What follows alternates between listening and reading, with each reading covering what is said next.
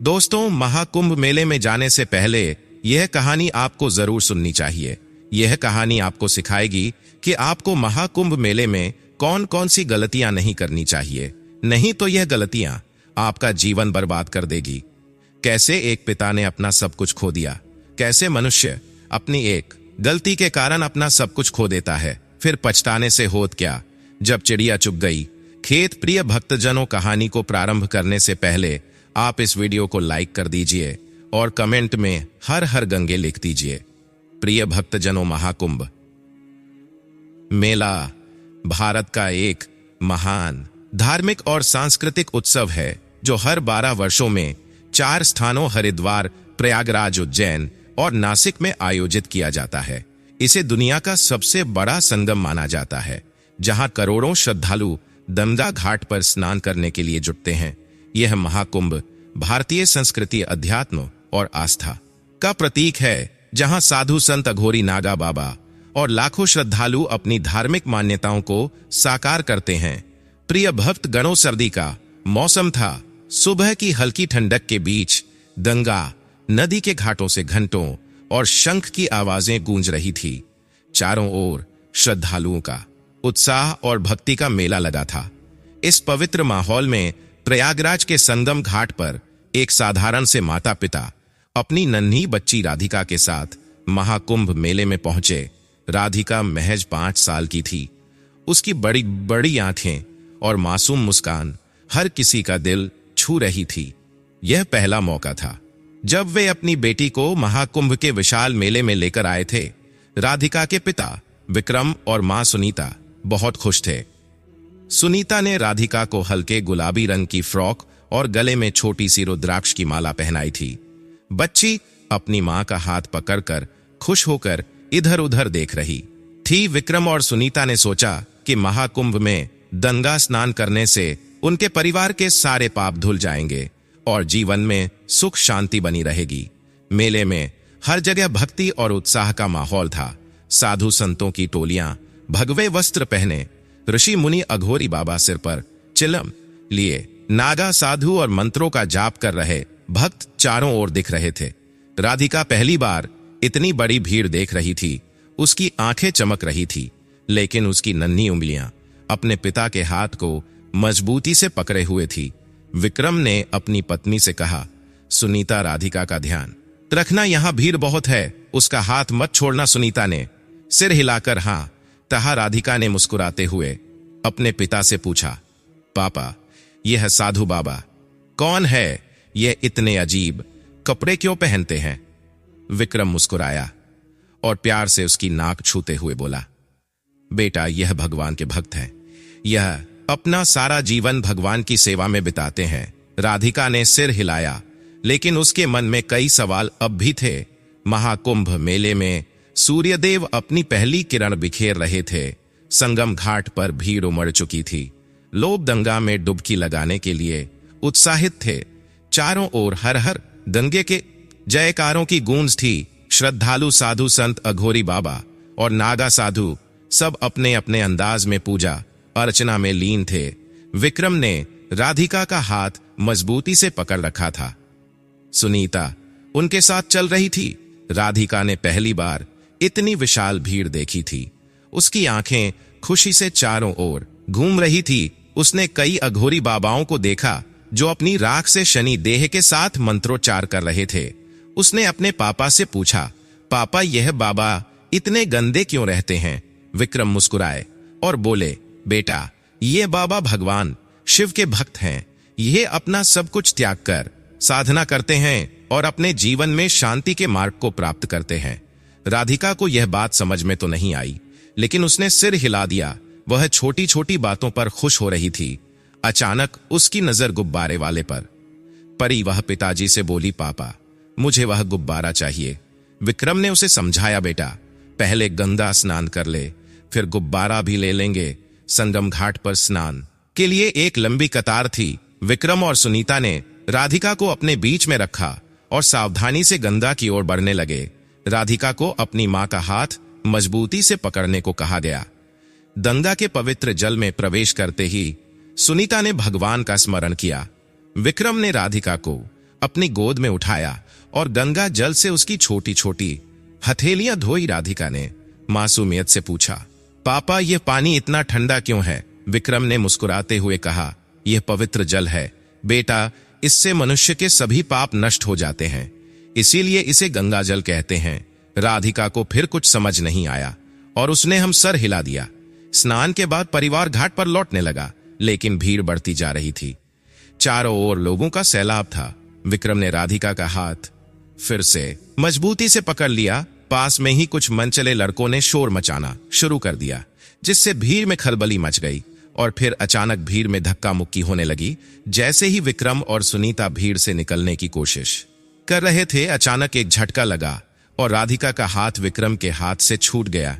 का घबरा गई और चारों ओर देखने लगी। उसे अपनी मां और पिता कहीं नहीं दिखे। भीड़ इतनी ज्यादा थी कि विक्रम और सुनीता ने तुरंत राधिका को ढूंढने की कोशिश शुरू कर दी। विक्रम ने चिल्लाकर कहा, राधिका, राधिका कहाँ हो बेटा? सुनीता की आंखों से आंसू बहने लगे। वह बेहाल होकर भीड़ में इधर उधर देखने लगी। राधिका जोर जोर से रोने लगी। वह भीड़ में ही रोते रोते चलने लगी। वह डर से रोने लगी, लेकिन उसकी आवाज भीड़ के शोर में दब गई।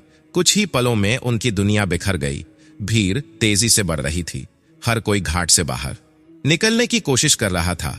विक्रम ने राधिका का हाथ मजबूती से पकड़ा हुआ था, लेकिन अचानक भीड़ में एक जोरदार धक्का लगा। विक्रम का संतुलन बिगड़ गया और उसी पल राधिका का नन्हा हाथ उनके हाथ से छूट गया। राधिका जोर जोर से रोने लगी और अपने चारों ओर देखने लगी, लेकिन उसे अपने माता पिता कहीं नजर नहीं आए। चारों ओर अनजान चेहरे, शोर और धक्का मुक्की। उसकी आंखों में आंसू आ गए। वह मासूमियत से रोते हुए चिल्लाने लगी, माँ, पापा कहाँ हो? यह दशा एक माता पिता के लिए सबसे दुखदायक थी। उसकी आंखों से आंसू बहने लगे। उसने भीड़ में चारों तरफ नजर दौड़ाई, लेकिन राधिका कहीं नहीं दिख रही थी। सुनीता रोते हुए बोली, विक्रम, मेरी बेटी, मेरी राधिका कहाँ चली गई? विक्रम ने सुनीता को संभालने की कोशिश की, लेकिन विक्रम खुद भी अंदर से टूट चुका था। विक्रम और सुनीता की आवाजें सुनकर आसपास के लोग रुक गए। धीरे धीरे भीड़ में खलबली मच रही। कई लोग उनकी मदद करने आगे आए। किसी ने पूछा, आपकी बेटी कैसी दिखती है? उसने क्या पहना है? विक्रम ने कांपती आवाज में कहा, वह 5 साल की है। उसने गुलाबी फ्रॉक पहनी है और गले में रुद्राक्ष की माला है। उसका नाम राधिका है। कुछ लोगों ने राधिका को ढूंढने की कोशिश की और भीड़ में इधर उधर जाने लगे, लेकिन भीड़ इतनी ज्यादा थी कि राधिका का पता लगाना मुश्किल हो रहा था। राधिका अब भीड़ से बाहर निकलने की कोशिश कर रही थी। वह बार बार रोकर अपनी मां और पापा को पुकार रही थी। उसे समझ नहीं आ रहा था कि वह कहां जाए। अचानक एक साधु बाबा ने उसे देखा। उन साधु बाबा का चेहरा बहुत ज्यादा चमक रहा था और उनके चेहरे पर एक हल्की सी मुस्कान थी। वह बाबा राधिका के पास गए और प्यार से बोले, बेटी, तुम रो क्यों रही हो? तुम्हारे माँ पिता कहाँ है? राधिका ने रोते हुए कहा, मुझे पापा चाहिए, माँ चाहिए। साधु बाबा ने उसे अपने पास बिठाया और शांत कराया। बाबा ने उसे बच्ची को एक गुब्बारा भी दिया, जिस गुब्बारे के लिए उसे बच्ची ने पहले कहा था। गुब्बारे को देखकर बच्ची कुछ समय के लिए शांत हो गई। संगम घाट पर राधिका के गायब होने की खबर तेजी से फैल गई। विक्रम और सुनीता हर तरफ उसे ढूंढ रहे थे।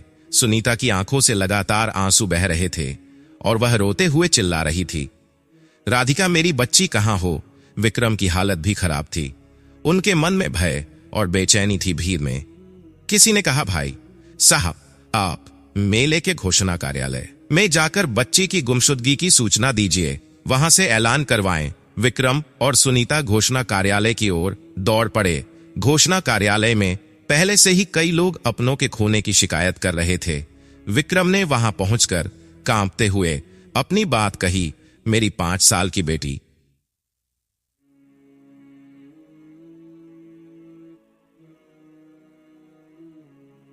करवाएं। कार्यालय के कर्मचारी ने विक्रम की बात ध्यान से सुनी और माइक पर घोषणा की, सावधान सावधान, 5 साल की बच्ची जिसका नाम राधिका है, गुलाबी फ्रॉक पहने हुए हैं और गले में रुद्राक्ष की माला है, गुम हो गई है। जिसने भी इस बच्ची को देखा हो, कृपया उसे घोषणा कार्यालय पर लाए। घोषणा सुनते ही सुनीता की उम्मीदें जागी, लेकिन अगले ही पल जब किसी ने राधिका को लेकर आने की खबर नहीं दी तो वह और जोर से रोने लगी। सुनीता ने भगवान की मूर्ति की ओर देखा और बिलखते हुए कहा, हे गंगा मां है, प्रभु मेरी बच्ची को बचा लो। अगर मेरी राधिका को कुछ हो गया तो मैं आपको कभी नहीं पूछूंगी, आपको कभी याद नहीं करूंगी। विक्रम ने सुनीता को सांत्वना देने की कोशिश की, लेकिन उसकी खुद की आवाज टूट रही थी। राधिका साधु बाबा के पास बैठी थी। बाबा ने उसे प्रसाद दिया और उसकी भूख मिटाई। उन्होंने उसे शांत करते हुए कहा, डरो मत बेटी, मैं तुम्हें तुम्हारे माता पिता तक पहुंचा दूंगा। उसी समय बाबा को घोषणा कार्यालय से आवाज सुनाई दी और बाबा ने इस क्षण एक यात्री से घोषणा कार्यालय का पता पूछा और राधिका को अपने साथ लेकर वहां जाने लगे।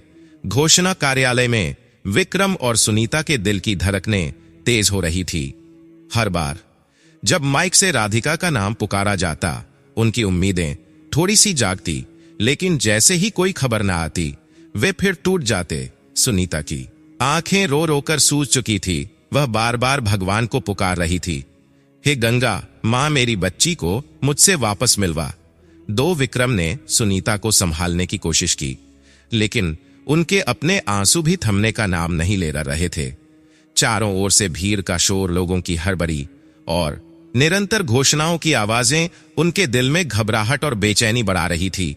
राधिका, जो अब भी घबराई हुई थी, साधु बाबा के साथ चल रही थी। बाबा ने उसे प्यार से कहा, डरो मत बेटी, भगवान ने मुझे भेजा है, मैं तुम्हें तुम्हारे माँ पिता के पास ले जाऊंगा। राधिका ने अपने छोटे छोटे हाथों से बाबा का हाथ कसकर पकड़ लिया। घोषणा कार्यालय में विक्रम ने कर्मचारियों से कहा, कृपया एक बार और मेरी बेटी के बारे में घोषणा करें, शायद कोई उसे लेकर आ रहा हो। माइक से फिर से आवाज गूंजी, 5 साल की बच्ची, गुलाबी फ्रॉक पहने हुए, गले में रुद्राक्ष की माला, जिसका नाम राधिका है। जिसने भी उसे देखा हो कृपया घोषणा कार्यालय पर लाएं। उसके माता पिता बहुत परेशान हैं। इस बार घोषणा सुनते ही साधु बाबा ने राधिका से कहा, बेटी, तुम्हारे माता पिता यही तुम्हारा इंतजार कर रहे हैं, चलो तुम्हें उनसे मिलवा है। घोषणा कार्यालय के पास विक्रम और सुनीता उम्मीद और डर के साथ खड़े थे।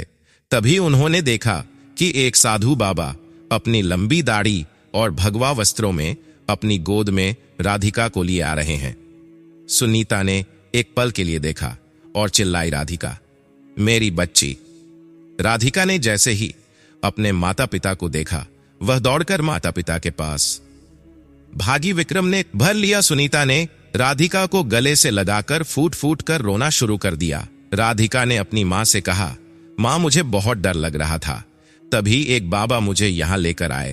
तभी सुनीता और विक्रम ने आसपास देखा तो वह बाबा उन्हें कहीं दिखाई नहीं दिए। सुनीता और विक्रम को एक बार के लिए एहसास हुआ कि साक्षात वह साधु और कोई नहीं, भगवान शिव ही थे, जिन्होंने उनकी पुत्री की रक्षा की। राधिका को गोद में लेकर सुनीता और विक्रम ने राहत की सांस ली। सुनीता ने अपनी बच्ची को कसकर गले लगाया, मानो उसे कभी खुद से दूर नहीं होने देना चाहती हो। उनके दिल का भारी बोझ अब उतर चुका था, लेकिन सुनीता की आंखों से आंसू थमने का नाम नहीं ले रहे थे। तभी पास का एक वृद्ध कर्मचारी विक्रम और सुनीता के पास आया और बोला, मेले में भीड़ हमेशा बहुत होती है, यह जरूरी है कि ऐसे स्थानों पर आप हर पल सतर्क रहे, बच्चों का हाथ कभी ना छोड़े और उन्हें हमेशा अपनी नजरों के सामने रखें। यहां तक कि भक्ति और आस्था के बीच भी हमें अपनी जिम्मेदारियों का ध्यान रखना चाहिए। विक्रम और सुनीता ने यह सीख दिल से समझ ली। उन्होंने तय किया कि आगे से किसी भीड़ भाड़ वाली जगह पर जाने से पहले पूरी तैयारी करेंगे और राधिका को कभी अपनी नजरों से दूर नहीं होने देंगे।